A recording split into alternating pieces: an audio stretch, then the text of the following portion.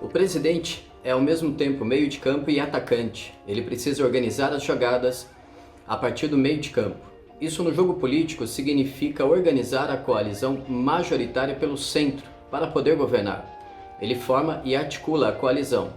Mas uma vez obtido esse apoio político, precisa manter a ofensiva e mostrar quem é o capitão do time.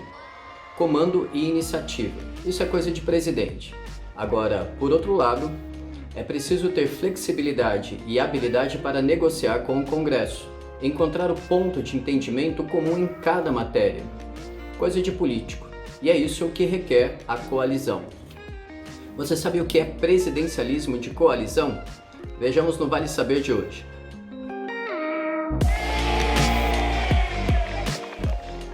A citação que nós utilizamos para poder abrir o nosso Vale Saber de hoje é de Sérgio Abranches. Está aqui o Presidencialismo de Coalizão, Raízes e Evolução do Modelo Político Brasileiro, publicado pela Companhia das Letras em 2018. Nesse livro, o Sérgio Abranches atualiza um estudo que foi publicado no final dos anos 80. Não somente Sérgio Abranches, mas também, por exemplo, Fernando Limonge se dedicou ao presidencialismo de coalizão. O que é isso? Um rápido retrospecto histórico para a gente chegar no Brasil de 2020. Aqui é preciso levar em consideração que a nossa primeira república, isto é, aquela proclamada, iniciada em 1889 e 1940, ela tinha como prática as fraudes eleitorais, o voto aberto, e era por definição uma república antipartidária. Só existiam dois partidos políticos, o Partido Republicano Paulista e o Mineiro.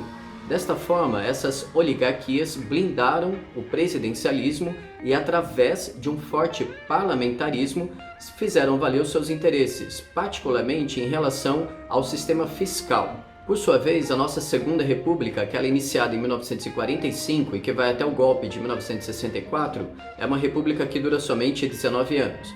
Mas ali, de acordo com Abranches, é que tem início o presidencialismo de coalizão.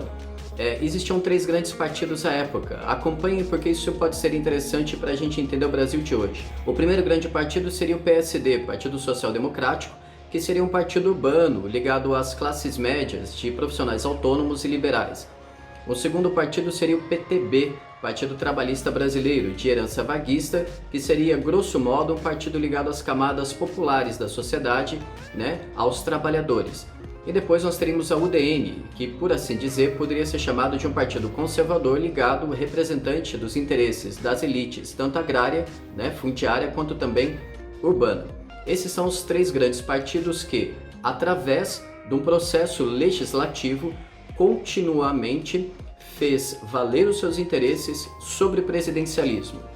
Em outras palavras, o presidente teria que ser apto tanto para governar quanto também para construir maiorias consensuais legislativas para fazer valer os seus interesses.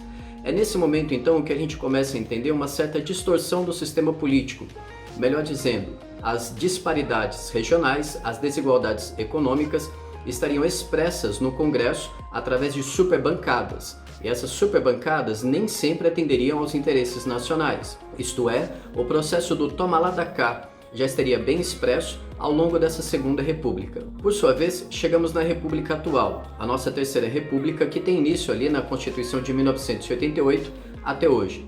Ao longo desses últimos 30 anos, quais foram os três partidos majoritários? O PSDB, um partido ligado às camadas médias, urbanas e industriais, em grande medida composta por profissionais autônomos e liberais, em termos históricos. O Partido dos Trabalhadores, o PT, que historicamente estaria representando tanto os setores médios progressistas, quanto também setores ligados às classes operárias, aos trabalhadores, e o PMDB, um PMDB que ao longo dos últimos 30 anos sempre teve um viés conservador e que nunca apostou, ou melhor dizendo, apostou somente 2 vezes em suas campanhas para o executivo, mas ao longo dos últimos 30 anos, inevitavelmente, invariavelmente, sempre exerceu a liderança das 2 casas legislativas brasileiras.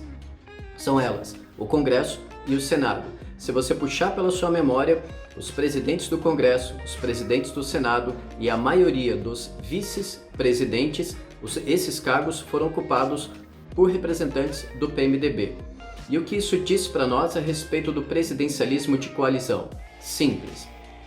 Um presidente eleito no Brasil, ou uma presidenta, como queiram, tem que ter habilidade para costurar alianças congressuais, legislativas.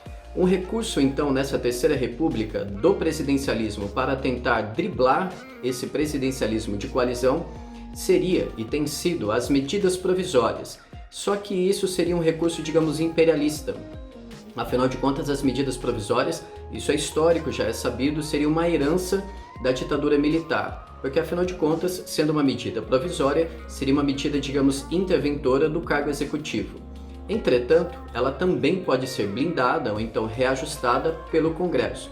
Dito de outra forma, para a gente terminar, é muito importante entender o presidencialismo de coalizão por dois aspectos.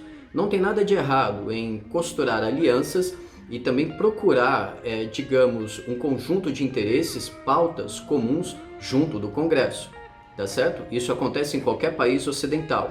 Entretanto, se você levar em conta os últimos 5 anos, o número de livros que tratam da crise da democracia representativa, isso faz com que você entenda, então, como um presidente com pouca habilidade de negociação no Congresso e ilhado por não ter articulação política, corre o risco de grande instabilidade, tanto institucional quanto também política.